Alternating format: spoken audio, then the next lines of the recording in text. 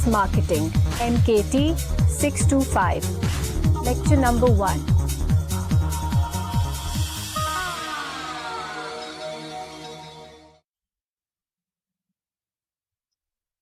Assalamu alaikum Khawateen wa Hazrat.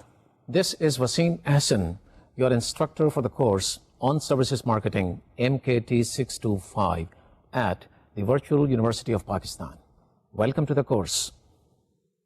Services Marketing is a specialization course and therefore requires a good understanding of the fundamentals of marketing management, and therefore offers you an opportunity to brush up your knowledge in that field in order to have a better understanding into the concepts of service products. And those of you who already have done the course on brand management are going to find this course most certainly more sensical and beneficial. In today's lecture, I'm going to give you an introduction to the concept of services marketing, and will touch briefly upon the issues like the background in which services marketing has come up as a separate area of marketing, the factor which really pushed growth of services marketing to the point where services stand today, the challenges which services marketing managers face while they deal with the discipline day in and day out. And then I would like to wrap up all these issues in terms of the learning objectives that will form the basis and the contents of the course. Let us now talk about these issues one by one in an orderly manner. Well, services marketing came to be witnessed as an important area back in the decade of 1980s. And ever since then, the area has gained more and more significance, which is evident from the fact that services constitute something like 50 to 80% toward the GNPs of different economies of the world. You may find it both surprising and interesting to know that services constitute something like more than 50% of our GNP. In case of the US, the figure stands at about 80%. Actually, it is more than 80%. The projections on services are that services will keep on rising with an upward trend, and which means services will occupy larger and larger grounds in comparison with physical goods when it comes to their growth in relation to various economies of the world. So given this background, it becomes obvious how important it is to understand and follow services marketing as a separate area. The real impetus which services received was back in the 1980s in the United States. What happened was that quite a few industries in that country were deregulated, and those industries which really were noteworthy in that regard were telecommunications and airlines. Now, this is not to say that there were not other industries, but these two really figured very prominently in relation to the factor of deregulation. The question is, what is deregulation? Well, deregulation meant that industries could have their own pricing patterns which they were constrained to have while they were passing through the era of regulation. So in other words, industries could have had their own pricing strategies, and they could formulate other related and associated strategies in order to sell their products more effectively in a more marketing-oriented way, because there was no regulation. And what happened was, it led to a fierce competition, because more and more products were being introduced and more marketing people were looking at the area in a more professional way. Gone were the days when prices were regulated and they were not in a position to have their own pricing patterns and pricing strategies.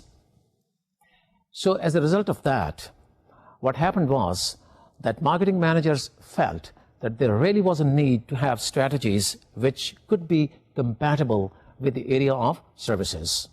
I think it goes without saying and is very obvious when you have your own pricing patterns and strategies, and you also have the opportunity and luxury to exploit the emerging technologies to the benefit of consumers, you like to get into the area of differentiation. because you like to introduce so many different products. And those products you position for different segments of the market. Differentiation and segmentation are two areas which form the backbone of the marketing process, and I know for sure that you all are very well familiar with those concepts. So what happened was that services gained more and more importance. Now, this importance was not really confined to the US market only. At just about the same time, developments were taking place in the UK as well. The process of privatization had set in, and as a result of that, many industries in the UK market saw themselves getting transformed because of the developments that were taking place. And therefore, the overall impact of the developments was that not only in these two countries, but also in so many other countries of the world where American and British corporations were operating, marketing professionals saw developments taking place and found it essential to respond to those developments in a way which could be compatible with the developments. I can cite one example to this effect in relation to our own market. It was back in the 1990s, early 90s, that the concept of consumer banking was initiated in a formalized, well-structured way in Pakistan. Now, early 90s is not that far back in a historical perspective. At the same time, early 90s was not that backward in relation to the initiation of the original concept that took place in the original market, meaning the United States, followed by the UK. So in Pakistan, the development started taking place, and it was very much in line with other markets that were seeing this transformation take place. The net result was that the competitive pressures of the market forces made it essential for the marketing managers to bring into a sharp focus the need to have marketing strategies that could respond to the upcoming competitive environment of the services marketing. And this is how the development took place, and this is how the pressures kept building up, and the pressures have built up to date, and they will keep building up. I can cite you another example, again in relation to Pakistan, which will give you a very clear picture of how services have taken place in Pakistan in terms of their growth. Just take a look at the transformation of the largest telecommunication corporation of the country, and the only one. And you know what I'm referring to.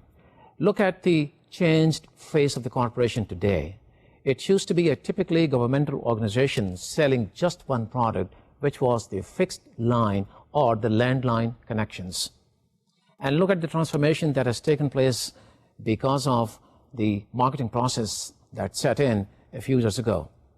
The corporation happens to be a corporate entity with focus on customers and is offering so many different products. So it has transformed from a single product company to a multiple product corporate entity. It now offers broadband facilities, internet, video and audio conferencing facilities, and so many different extensions within these areas. You only have to scratch the surface to see how many different products and how many different extensions of the original products the corporation offers. And you also must be knowing the focus they have on the customer. The kind of efficiency that we see today was unthinkable a few years ago, or let's say a decade ago. So we can say that because of the improving and emerging technology, developments have taken place, and this corporation has demonstrated its ability to exploit the emerging technology to the benefit of customers. It also, in the process, has brought to the fore the political factor that also played its role toward privatization of the corporation. And during that process, the managers of the corporation became more and more sensitive to the needs of the marketing practices. With the help of these two examples, we can safely assume that the concept of services marketing and its growth owes a great deal to the development of technology and also to political factors. In other words, we can also say that it is because of the technology and political pressures that these developments have taken place. It only is a question of how sensitive a certain corporation is in order to exploit the opportunity.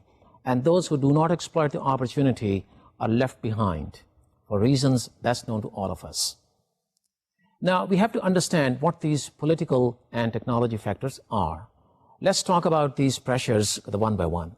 Well, technology pressures are the ones which make it both essential and attractive for the sellers to offer the benefits of technology to the customers.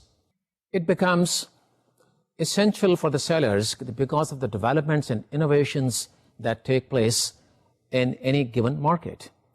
And unless sellers try to capitalize on those developments and innovations, they cannot stay in line with the developments taking place in their respective markets, which is the market of services.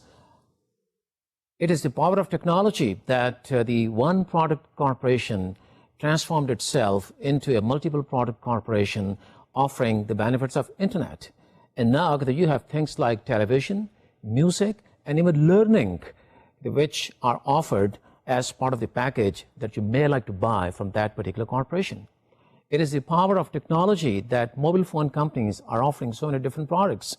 It is no longer just voice, it also is data. And you know what I'm talking about. Data could be in the form of emails, MMS, or any other factor which you guys understand as well as I do. So the power of technology has got to be reckoned with when it comes to responding to the competitive pressures of the marketplace. The marketing managers have got to stay very sensitive. At the same time, the technical experts have got to be very sensitive to the emerging technologies so that they can develop products in response to the developing needs.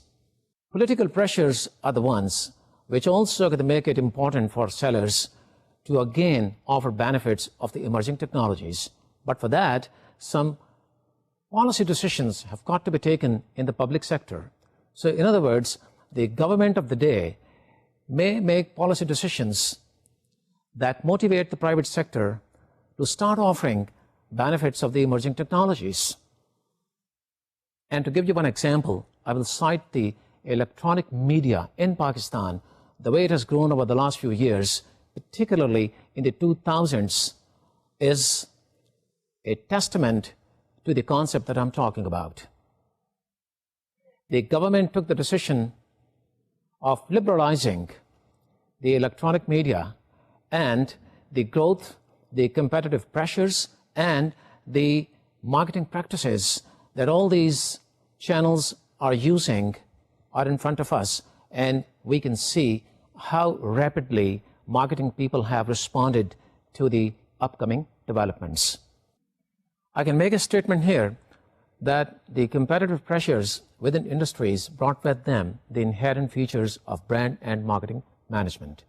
In other words, the services marketing managers became more and more sensitive to the needs of the services areas and came up with different products and also associated compatible marketing strategies in order to deal with them.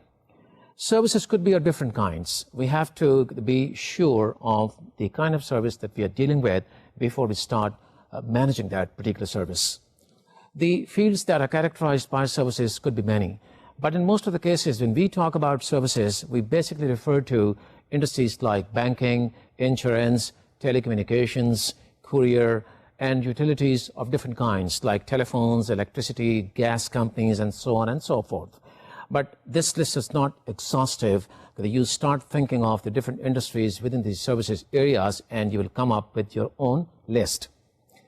Then you see there are services which are a little different from the ones I've talked about, and those could be like restaurants and fast food and the travel services and health clubs, to just mention a few. Why do we classify these services? We classify these services in order to have the right marketing strategies to deal with them. And there are two broad classifications that marketing people generally work with.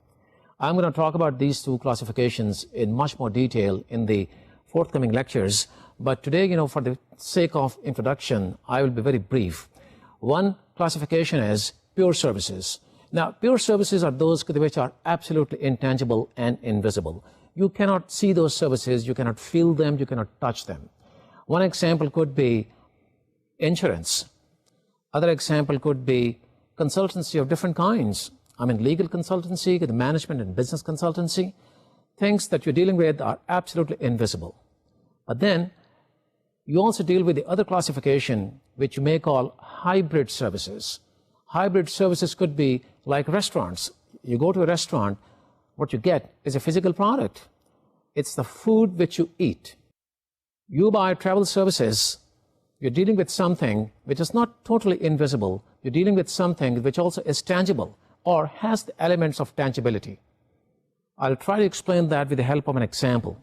When you buy a travel service, what happens is that you do take into consideration the kind of aircraft or the aeroplanes the airline is flying. When you deal with a courier, you do take into consideration the logistical support that that company has to itself. One company may have an extensive fleet of trucks, the other may not.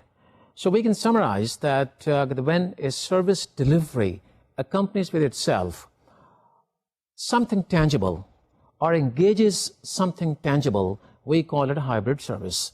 And the examples, I would again say, are like restaurants and airlines. Conversely, pure services are the ones which are absolutely intangible, and there is no factor of tangibility that you as a consumer take into consideration. Now the question is, why do we talk about this classification? We do not talk about this classification just for the sake of it. We talk about this classification because we want to come up with the right marketing practices to respond to different kinds of services available to our customers. And for that, we have to have different marketing practices. The marketing practices that we have in place could be different for different industries in relation to the requirements that industry has, or in relation to the competitive dynamics which characterize that particular industry. For example, the marketing practices which an airline undertakes may be different from the ones practiced by a chain of fast food restaurants. Similarly, the marketing practices and strategies that banks have are very much different from the ones which courier companies may undertake. So it is a function of the marketing pressures and the competitive dynamics which form the shape of the marketing practices and marketing strategies available to the marketing managers. It is the marketing managers who have to look into these areas in order to come up with the right practices. With the gain the services are registering over the last few decades and the changes that are taking place, it becomes more and more essential to take an ever fresher look at the marketing practices available to marketing managers. Actually, the way services have been growing and gaining importance, it becomes imperative for the marketing managers to take an ever fresher look into their practices to sell the services they are selling. And the fact remains that the marketing practices of services are not radically different from those of the physical goods marketing. There are similarities, but there are differences as well. And it is those differences that we have to understand as services marketing managers. There are certain additions and adaptations that take place in terms of the variables of the marketing mix when it comes to selling services. And again, I would say that it is those additions and adaptations that we have to understand in order to be able to become effective services marketing managers. And the fact remains that the thrust of the course is going to be toward these additions and adaptations, because these are the ones which give the overall mix of the variables a little different shape than that of the physical goods marketing, and therefore the thrust is going to be a little different. The fact is that the thrust is going to involve two basic questions, one being what really are the variables of the marketing mix in terms of the services marketing, and what are the ingredients of those variables, meaning if we divide those variables into different parts, what are those parts that lay the foundation for services marketing as a separate area. And once we have the understanding of these ingredients and the overall mix of the variables, we are, I would say, good services marketing managers. In order to explain this phenomenon, I would like to show you a brief presentation that explains these two questions and also gives us the answers to these questions. So, in order to educate ourselves on these variables, I'm showing you this presentation which starts with the top box and which is the marketing mix variables. And these variables, like I just talked, are divided into different ingredients. We shall look into what these ingredients are, and in order to have answers to these two questions, we are going to look into the following four aspects of services marketing. As you can see from the graphics, one is the operational side, meaning we should be looking into the operations as they take place within the area of services marketing. Then we shall be looking into the area of dynamics of service encounters. The third box is about CRM, which basically is customer relationship management. And we should be looking into this area with the objective to determine as to what it takes in order to retain customers. Because you know, retention of customers is much more beneficial than creating new customers. And the last area which we should be looking into is the area of marketing strategies. Now, this is not to say that we shall be talking about these four areas in any number of designated lectures. No, I'm going to talk about all these issues or all these aspects from time to time in relation to different topics that I'm going to discuss with you during the lectures. It is very interesting to note that discussions on all these four aspects are going to form the basic learning objectives that I have set in place for you for the course.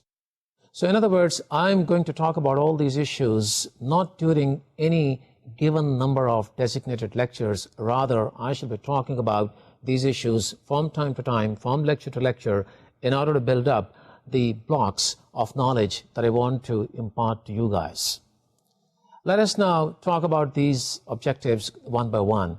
And the fact is that once we have understood these objectives, we shall know why there's a need for services marketing to emerge as a separate area, and what are those additions and adaptations that I was referring to in relation to the variables of marketing mix. And when I talk about marketing mix, I would like to draw your attention to the fact that I'm talking about the 4 P's that you all have learned during the basic course of marketing management.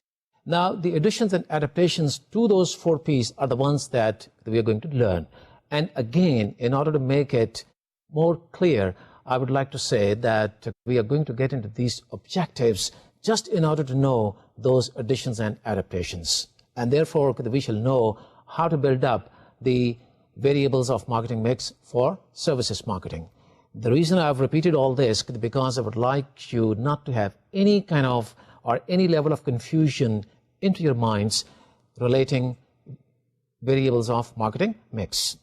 The very first objective that we're going to learn about this course is all about the characteristics of services. Well, this is one of the fundamentals that we all must know. The 4 characteristics of services about which I'll be talking in detail in one of my subsequent lectures are intangibility, inseparability, variability, and perishability. Now, again, I would say these are the characteristics which you all are familiar with, because as part of the basic management course, basic marketing management course, you did touch upon this, but in this course, we are going to talk about all these factors in much more details, and then we'll be building up the blocks of knowledge to educate ourselves how services are different from physical goods marketing. What is intangibility? Well, like I said earlier, intangibility is all about anything being intangible, anything which you cannot see, you can touch, or you can feel. A consultancy service, for example, you cannot see anything until the time you get the report. So that is something intangible. Inseparable. Well, the factor of inseparability is very important in services because this basically refers to the inseparability of marketing and operations. You remember I talked about the operations side of services as one of the 4 aspects which are going to educate us on the additions and adaptations. So inseparability really figures very, very prominently in that.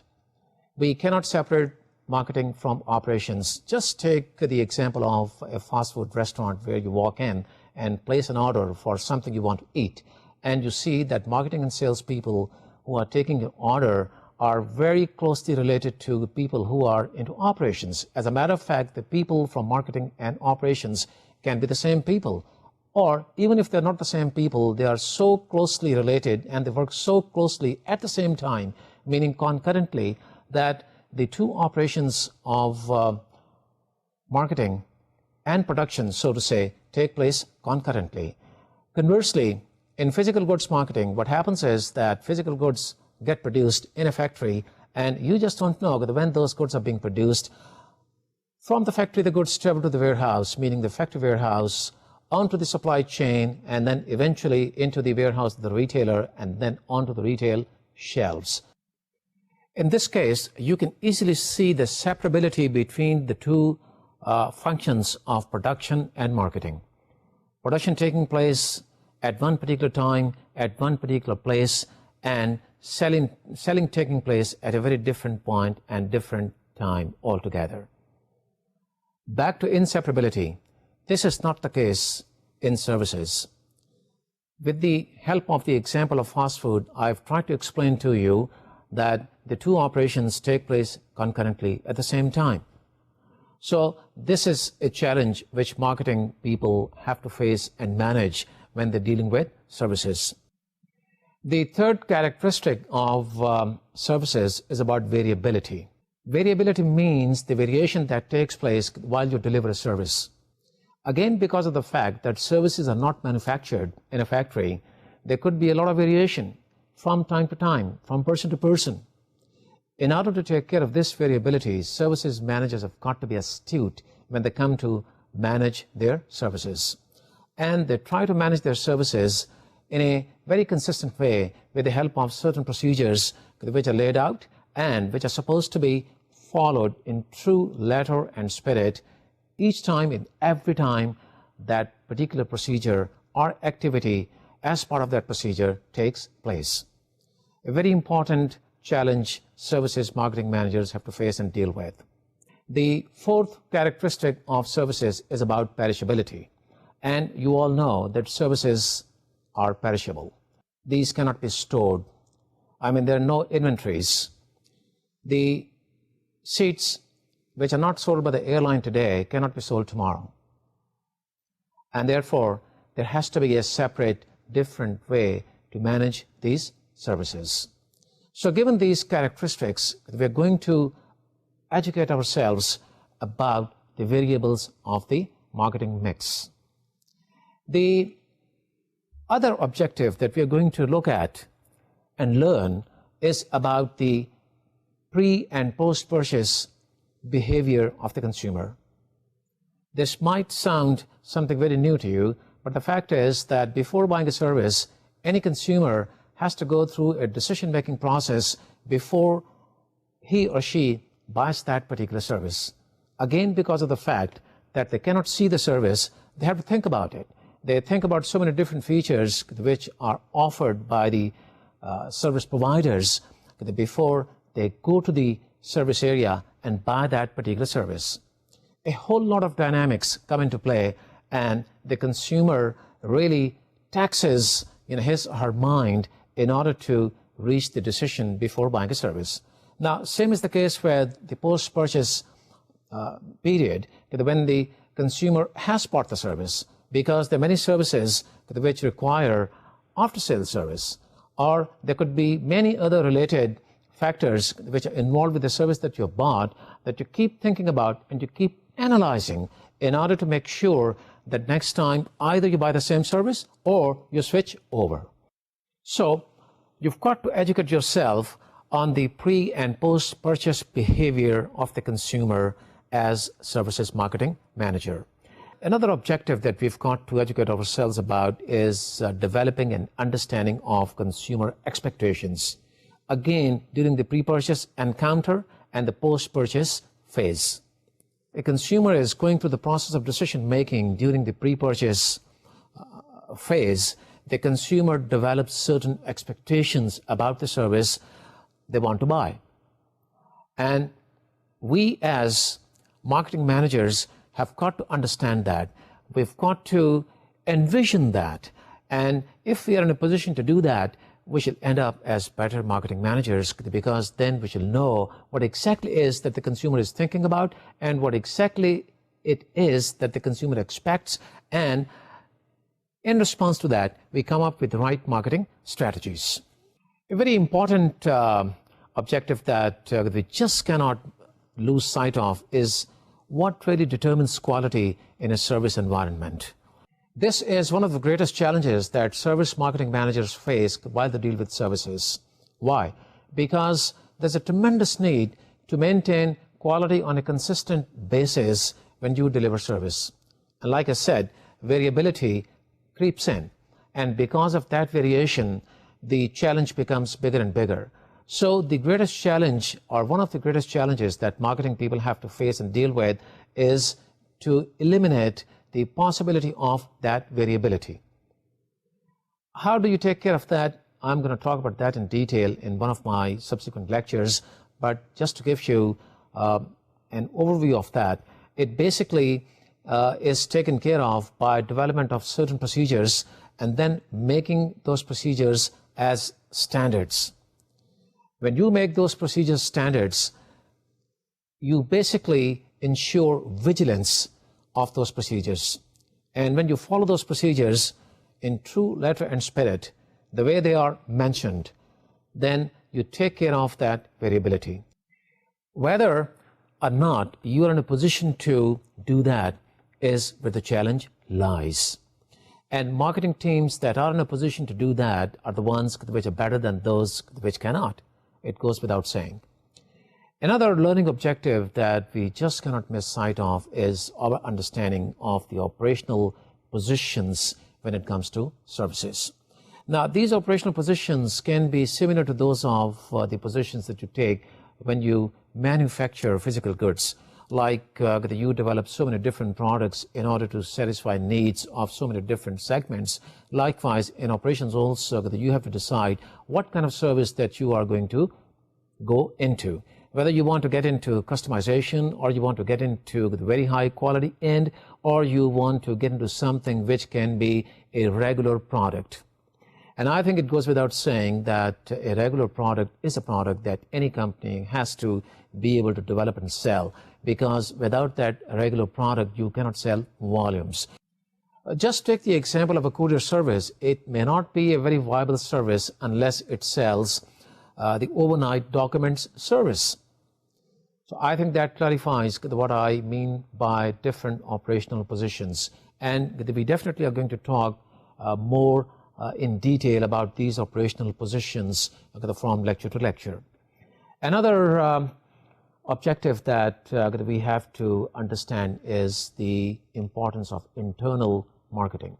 This is an extremely important objective, and this is all about any organization's ability to be able to convince all the people working for this service organization to be convinced that the product they are selling is the right product, and they all are on the same wavelength when they think of that particular product, and they are really convinced that it is worth selling. How do we do that? How do we convince our colleagues and peers and bring all of them really around the marketing standpoint is one of the objectives that marketing managers face while selling services, and we've got to educate ourselves on this. Then we also have to educate ourselves about the right service scape in order to improve profitability of the company and retain our customers. What is a service scape? Well, it is a place where service is delivered. In case of a bank, it is a bank branch. In case of a courier service, it is the courier service office. The importance lies in having the service scape compatible with the positioning of the product. And if we succeed in doing that, we are a step ahead toward achieving that profitability level and the level of customer retention that we are looking for, or the one that we have envisaged. Another objective that we have to master while selling services is the determination of the right pricing. Pricing is another challenge which marketing people face, whether they are selling physical goods or they're selling services. So we should look into the mechanism that we have at our disposal in order to come up with the right price for the product that we are selling. Another objective that we have to master is the understanding of channels of distribution for improved sales revenue and profitability. You will agree with me that channels of distribution are very important in terms of developing the growth strategies for the company. And you improve channels of distribution only when you're growing in business. And when you grow, you improve your profitability, you improve everything in terms of your financials. So channels of distribution take a very important place in terms of learning when it comes to services. For a bank, the channels of distribution are different branches. Just like in case of physical products, you have distributors, wholesalers and retailers. For services, you've got your own sales points. Now, these sales points could be company-owned, and they could be, franchises, and there could be some kind of joint ventures. But the fact remains that you have to have variable points in order to spread out and improve your outreach in order to be able to sell your service more effectively. So this is about the channels of distribution. This takes us on to the next objective, which is all about competitive advantage. And why do we want to develop competitive advantage? Because we want to have an edge over competition. And we can have this edge only if we have something extra to offer. And that you develop this edge either by offering a better price or by better quality, or maybe a combination of both. If you can be in a position to offer a combination of both, you definitely are in a better position to have that competitive advantage.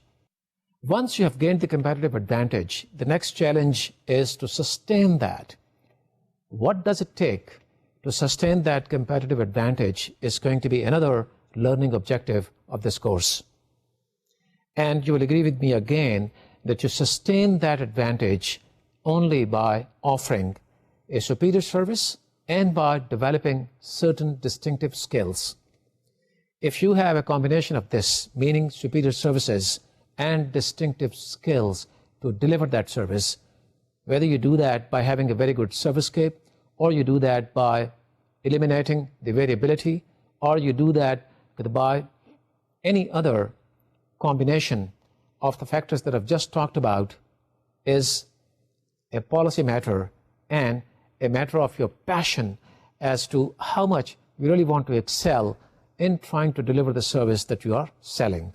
So superior services and distinctive skills provide you with a function which lays the ground for the competitive advantage that I've just talked about. You have to create that advantage and then sustain that.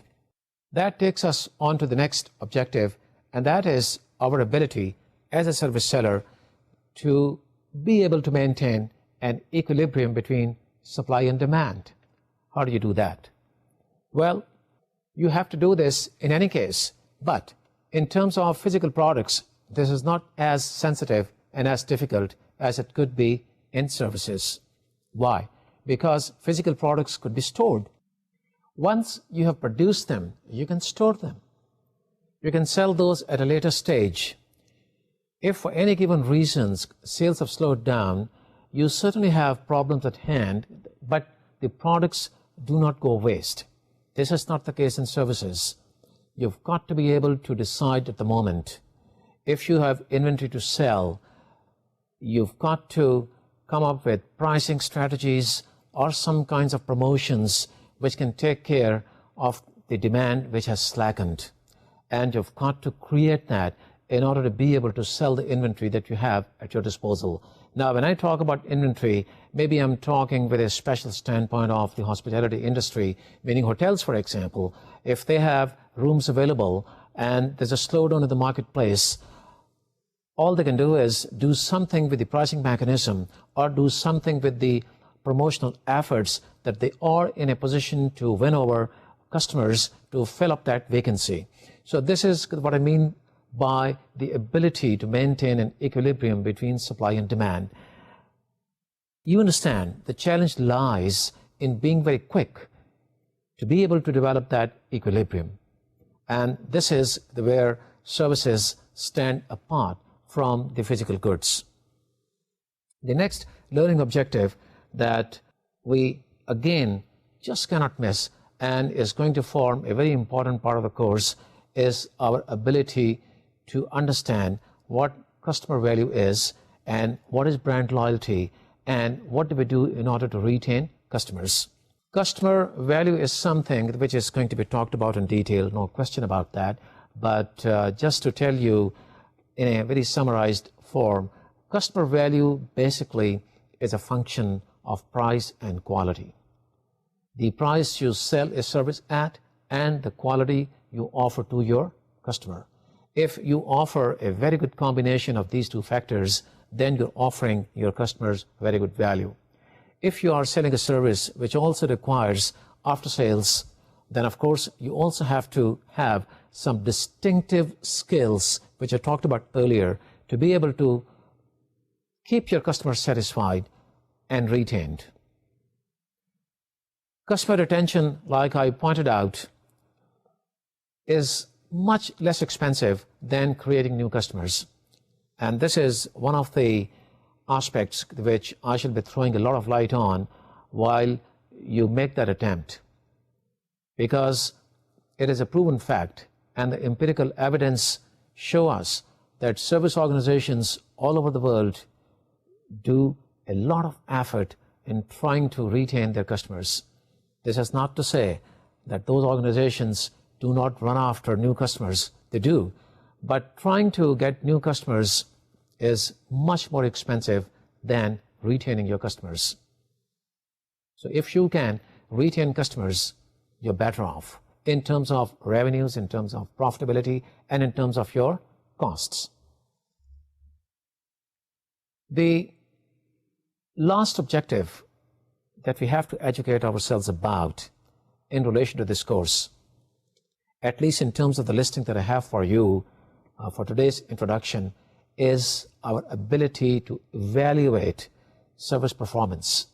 Meaning, when you're selling a service, you're performing, and you've got to have some kind of mechanism to gauge how you are performing and how you are delivering that service.